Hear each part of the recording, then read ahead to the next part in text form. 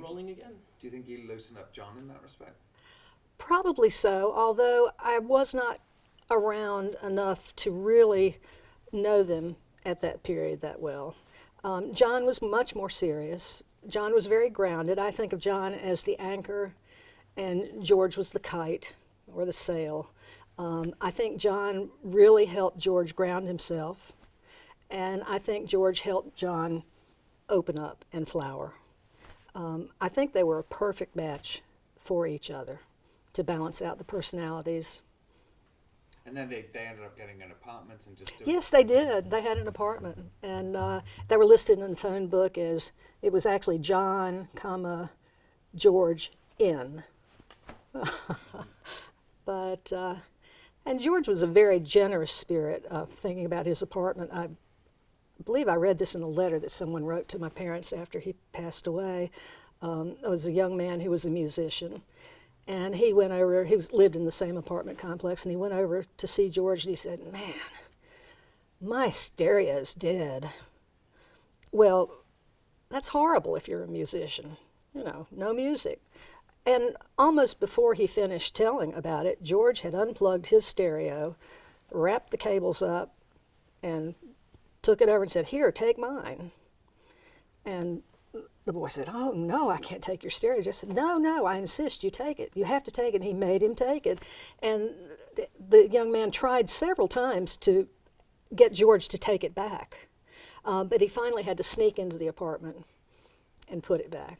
So George was a very generous person, gave people a lot. Were you aware of any recordings or the movie soundtracks that they did? I was aware that he was doing it. I don't watch horror films because I can't divorce fiction from reality. And George knew that so well. He would try to scare me all the time. He was always behind something, under something, and would jump out and scare me, and I would scream. And so when he was doing the soundtracks, I said, "Oh, I want to see the films." And they were in a drive-in theater, and and I said, "Oh, I want to go." We just go get in the car with a lot of people and go. He said, "Well, I don't know that you really, maybe not right now." I think he was protecting me from that. He knew that I was scared by things like that, so he didn't take me. I could see it now, and not be the same way I was then. But so he was protective of me. But you were aware that they were doing professional recordings? Oh, yes, I was. And they were doing jingles for South Carolina Educational Television and jingles for different people. Yes, so they had started being professional. Did you ever get to see him performing live in any of the local places? Yes, I did. I saw him at the Double Door. I saw him playing the piano and singing in a restaurant. I saw him on stage once. Very magnetic. He was a crooner. His voice was just wonderful. I could see him crooning, just by himself with a band behind him. And I just was so proud. Part of it is pride. Oh my gosh, there's my little brother. Which reminds me, back to childhood. Bzz. I was 4 years old. Mom had a baby. And my parents said, 4 is the age when you can be very jealous of a sibling. What shall we do? So they conspired to bring him home. Women stayed in the hospital longer in those days. They brought him home on my birthday, and they had told me beforehand they had a really special present for me. So I'm in my little pinafore, my little white socks turned down. I'm 4 years old, and I have a birthday cake on the table, and the car drives up, and Mom gets out with George. And, here's your baby brother. This is your present. So that had a lot of impact on me in terms of the way I felt about him. I felt like he was mine. That's when I say my brother, I mean my brother. And I'm sure I had influence on him. He had influence on me as well, but we spent a great deal of time together as children. A lot of it getting in trouble.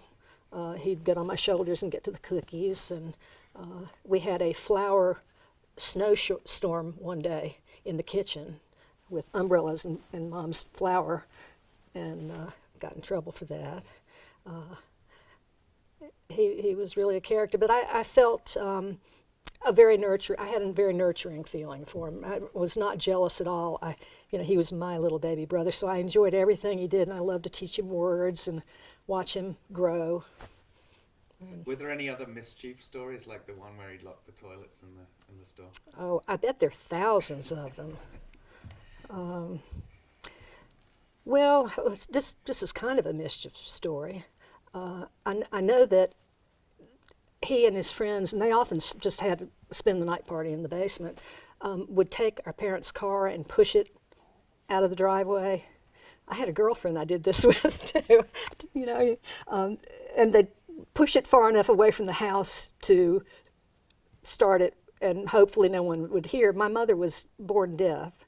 She had a hearing aid that helped her a great deal, but she still really, when the hearing aid was out, she couldn't hear anything. But she had ESP, and she had a golden thread to each of us. And that wire, she knew something was going on. So one night, the friends pushed the car out and went off. And when they got back home, my mother was in the driveway with a flashlight, and where have you been? You never do that again. Of course, they ended up all laughing about it, but I knew they were going to sneak out one night. So I said, okay, I'm going to get them. And I rigged up a booby trap with string and a lot of pots and pans. And I strung it up so that if you opened the basement door, the pots and pans would fall onto the cement patio. And I waited, when are they going to leave? I just had to stay awake. And I think I sat in the kitchen so that I could get to the back porch to see down to the patio. And I heard the crash and looked down, and they were all kind of stunned. And I said, going somewhere? My parents didn't hear it. Their bedroom was right over that door. They did not hear it. But we played practical jokes on each other a lot, and we did get into mischief. We went for a walk one time in New Jersey, and I would have been in maybe the 4th grade that time, and I know we had on big, tall rubber boots. It had been raining, and we were told to go to the park and nowhere else. The park was half a block away. Come home, and we'll expect you at this time. So George saw a construction site, and that looked a lot more fun than the playground, which we've been on 1,000 times. So he said, let's go over there. So we did, and there was one pile of mud that was so tall, and the workers had put wood, so they made a path so that you could walk over it. And he said, let's walk across that mountain. So I said, okay, and I have his little hand, and we're walking across that, and what does he do? He steps off into the mud. He had to step off the road. Well, it was like quicksand. It was so wet. He could not move. The more he fought, the deeper that foot went. Then the other foot went down. He was stuck, and he was going down. And I totally panicked. I went off into the mud, and somehow I got us out of there. So when we got home, we had very dirty feet, no boots, and a lot of explaining to do. Okay, getting back to seeing him live, tell me about, did he have the charisma of, a front man, somebody who could actually, be famous? Oh, absolutely. I have no doubt that he would have been very famous. I don't know in what capacity. I don't know if it would have been as a performer or as an organizer. Because he really organized people well. He was such a motivator. He could have been a good director. At the first few years that they were gone, I pretended like they were in California making albums. That's how I chose to deal with it. But I have often thought, I just know. If you knew George and you heard his music, and saw his learning curve, how quickly he could master something, there's no doubt that he would have constantly been stepping out in front of other people, inventing, synthesizing, coming up with something new. I think he would have had worldwide impact. So what happened on the night of the accident? Oh, well, April 22nd, 1976, I woke up at 1:30, and I sat straight up in bed, and I thought, ooh, that's a strange feeling. I just didn't feel good. What was that? And then I finally went back to sleep, and I slept. I don't know how long it was before the police got to my parents, and my parents called me. And, well, my mother was just so broken. My father could barely speak. And Jim said, I'll take you to Charlotte. And we stopped at Waffle House to eat some food. And I remember the waitress coming over and pouring water into my cup, and coffee into my cup, and I thought, how can you be pouring coffee into my cup? My brother just died. It was a rough period, but on the way home I thought to myself, well, I'm an only child now, and I was the older, and it's my job now to go in and help protect my parents and help them heal and be brave. Now's the time for me to stand up and be brave and not fall apart, because Mom had really fallen apart. And I think I have delayed reaction grief. My mother, who passed recently, I didn't really react for about a week. And I remember at the funeral, it was all surrealistic. I went and picked out his flowers, and the funeral was set up, and it was just all surrealistic. I just felt like I was in a time warp. It didn't feel real. And I stayed, well, I had a job, so I stayed maybe a week at home, and then had to leave, go back to work. And I had a strange experience when I got back to work. I was an art director for a film company, which sounds impressive. We made janitorial training films that were on Duquesne, so now you're not impressed anymore. But we had had a shoot the night before. We'd had to hire actors. We'd had to rent the Wachovia third floor during the night when no one was there. We had grips and actors, and it was expensive, to do something like that. And I was in the darkroom developing 26 rolls of film for that.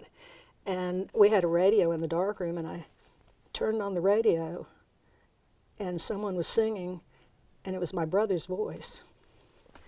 And I just freaked, and I went, oh my gosh, and I turned to another channel, my brother's voice. I went through several more channels, my brother's voice. I don't know who was really singing, male, female, but I just heard his voice superimposed over any vocal music. And I don't remember leaving work, but people said I just flew out of there just sobbing, got into my car and went home, and just had a meltdown for about a week after that. But it was several years before I could listen to music, verbal music, vocals, because anything sounded like my brother. So it was a very tough loss. At the funeral, did you have a couple of people have told us that from John's family that they were surprised just how many people that they knew? Oh my goodness, there were. Let's say they had it at the Unitarian Church, and they used the big chapel. It was a large chapel, and it was filled, and standing room, people standing around, and I was told that there were as many people or more outside than inside. And when we got into our cars to go to the cemetery, one of the policemen remarked to me when we got to the cemetery, I have never seen a line that long. This is more cars than I have ever seen at a funeral. I mean, there were just so many people who had been just wrenched by that. You know, he was just wrenched out of our lives in such an unexpected way, such an unexpected time, and it had a profound effect, and he was so supported. People came to his funeral. Did you have any idea of who all these people were? No. In fact, some of the people I met today, I didn't know who they were. And of course, some of them were 38 years older than we were, so it's like, oh, are you Jeff? Or but no, there were a lot of people that in the group he was with that I didn't know, because as I say, we had diverged. I had gone off. I was actually, at that time, I was working. I had 3 jobs a day, and I just worked all the time. And then I was putting myself, when he died, I was working and putting myself through, I was getting my teaching certificate, because I thought, you know, the starving artist routine is not so hot. I had tried it. Don't like this. Don't like the politics, you know, and the schmoozing, and it's, you know, it's really hard setting up a show and then taking it down and going somewhere else to set up a show and go down outdoor art shows. Although that's where I met my husband Jim. Where was I? Well, I was out being a professional, and I didn't really have. Sometimes I just didn't have gas money to get home, and I drove a Volkswagen van, and it was always throwing something through something else in the motor, you know, because it was I think a motorcycle motor engine in the back of that big van. So I was very much impoverished at that time, and didn't get to travel to see my brother's performances, and my mother had art shows in different cities, Asheville, Hickory, and I missed some of those just because the timing was wrong. Mm-hmm. So I really missed George's step into manhood. I was there for his childhood, for preteens, but I missed the manhood. And that's probably my greatest regret when I think back. I mean, first regret is that he's not here. Second regret, I didn't know him as a man. You know, he was my little brother, and I didn't know him as a man. Now, he did get taller than I was, and I didn't really realize that until I came home from school one day, college, and he'd grown a chest hair. And I said, oh, look at you, you've grown a chest hair. And so, of course, what did I do? I reached over and plucked it out. And I did not know that he had just earned his brown belt. And the next thing I knew, I was on the floor. I went from standing to lying down in seconds. And I said, okay, you're alpha dog now. That's I will not beat you up again. But it does sound like that when you got to see him perform at the Double Door that you saw who he'd become. Oh, yes, I did. And when I saw him crooning at the piano, you know, I saw different sides to his music. That he was really multilingual in the music world. He could play, he could do the Beatles, you know, he could go into jazz, he could sit and sing Frank Sinatra songs. I saw that variety, and I was very proud. And of course, he was fantastic, but I am his sister, so what else would I think? You know, I just remember being so proud while I was there. So what actually happened in the accident? Oh, well, George and John left late because John had a drum lesson with his younger brother, I believe it was Jeff. So he gave that drum lesson, and I think George gave a guitar lesson late. And they were going to Columbia. They were, as I understand it, they were making a big band album, jazz album, but they were the only 2 musicians. So they were playing all the music, the different instruments, and they were laying tracks over tracks. And it was track 21, the last track to be taped. And they had gotten late out of town, so it was late at night It was near Fort Mill, sort of out in the country between Chester and Rock Hill and Fort Mill, and they stopped for a hot dog. George made a phone call. They got back in the car, and just a short distance down the road, a truck plowed into them. There was some confusion on the part of the sheriff who came, or the policeman who came and recorded. He said it was raining. It was not raining. The neighbors, the truck driver said that he'd put on his brakes. He'd honked at them and, tried to get their attention and put on his brakes. He claims they were in his lane. But the neighbors said they didn't hear anything but a crash. They heard no honking. They heard no screeching of tires. They just heard the crash. I don't know if you'd want to include this or not. I won't mention the trucking company name, but someone actually planted a bag of marijuana on top of the car, which just doesn't make any sense. How would marijuana, if it was in the glove compartment, how would that get on the top of the car?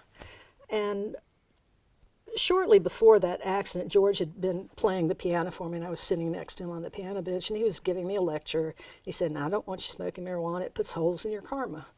And I said, "Okay, holes in my karma. I'll have to go look that up." But a drug test was done, a blood test was done, and there were no drugs in their system. So my parents' belief is that the driver, who had a terrible record, fell asleep.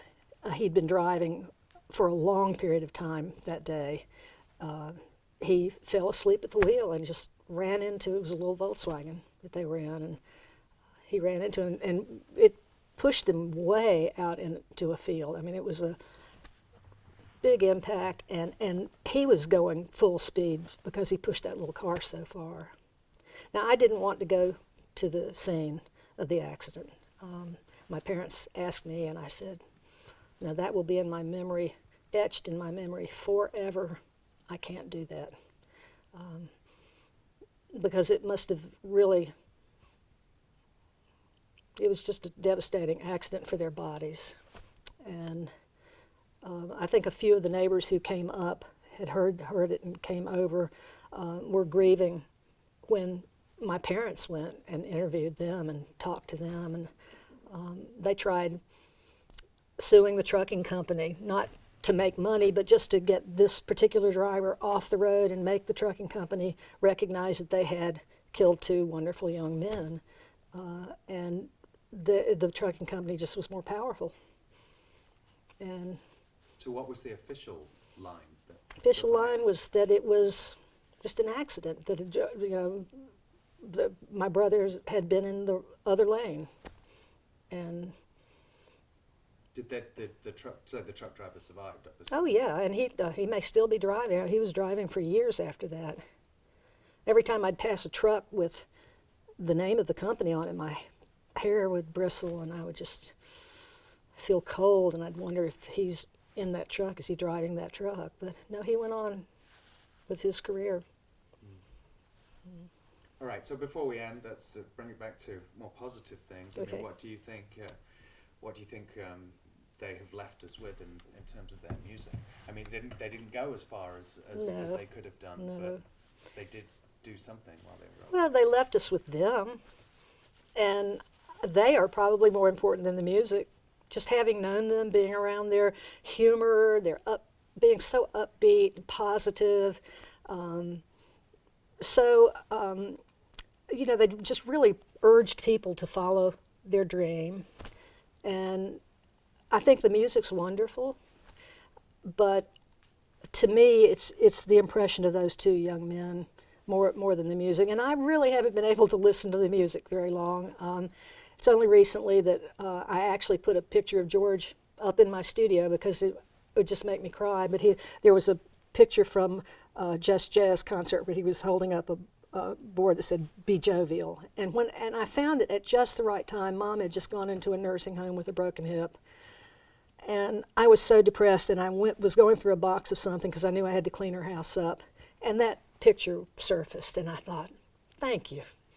I needed that, so I framed it and put it in my studio. And I've tried to look at it every day and think, be jovial. I'm the last Shaw standing, so I'll try to be jovial for all of them. But let me tell you about a dream, or two dreams, if you have time, that I had. This might have been a year after the accident. Jim and I lived in a house by the railroad tracks, 26 trains a day. And we had fabric hanging in the windows, just, yardage, because we couldn't afford curtains. And I'd pull that back at night, and often I'd go to sleep looking at the stars. And it's a small town, so you could actually see the stars. So I had an experience. I don't really believe I was asleep, but I can't say that with any certainty. I might have fallen into sleep and it was a dream, but to me it was more like George was visiting me. And it was very theatrical.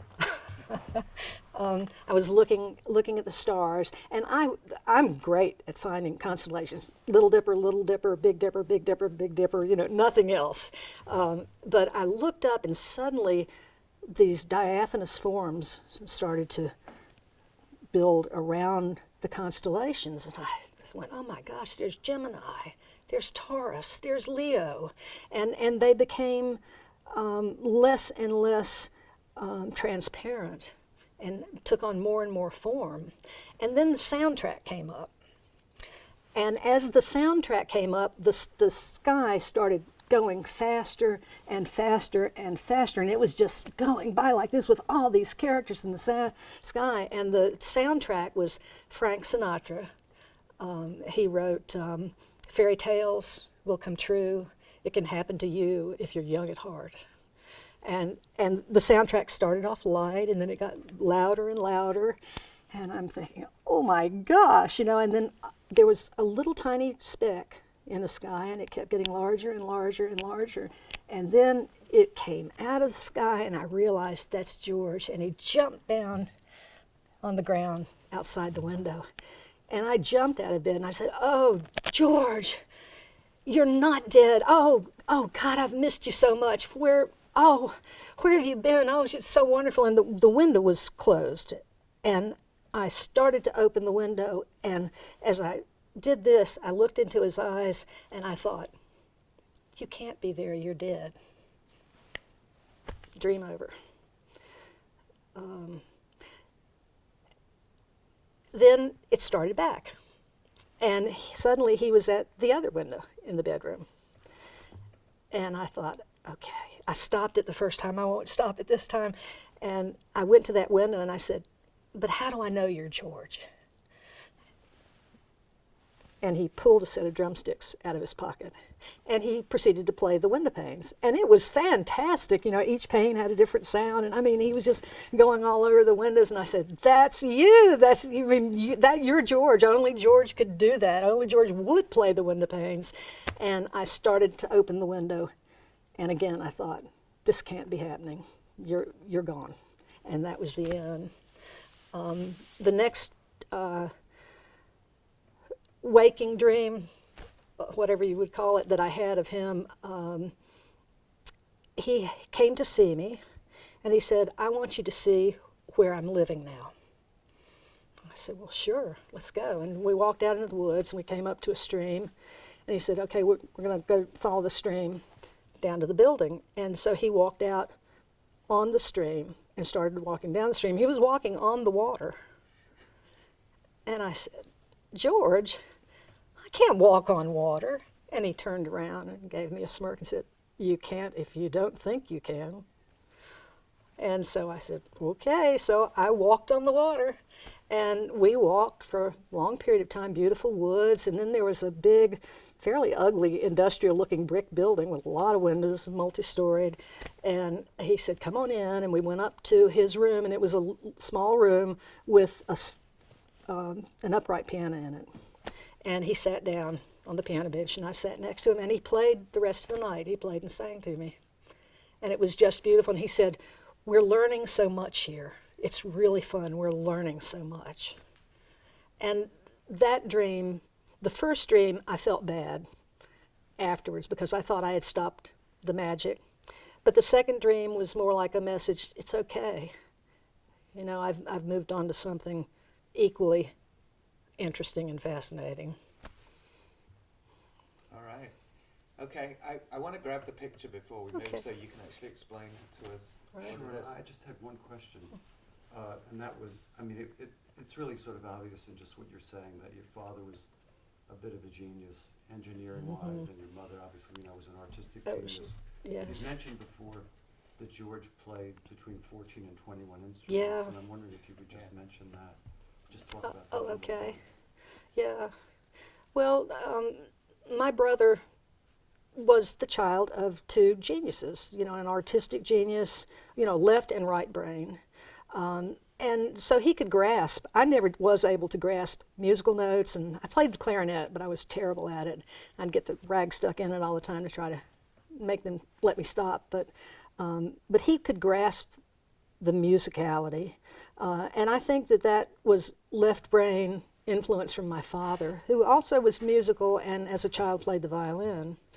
And my mother was very right brain, so this mix of left and right brain thinking, he had tremendous curiosity, but also confidence to pick up an instrument that he hadn't played before and just start playing it. So he left quite a few instruments behind, and I've heard 14, I've heard 21. I don't know if I can even name 21 instruments, but I know we cleared a lot of instruments out of the apartment. And I took his fiddle, his synthesizer, I took the Stella back, and other pieces went other places. I don't know how many he played, because I really only saw him on keyboards and guitar. All right, great. I'm going to grab well, not grab, I will carefully. Yes, carefully. Painting. Toss it up All right, on it's just a stage. piece of art. It's canvas. Oh my goodness.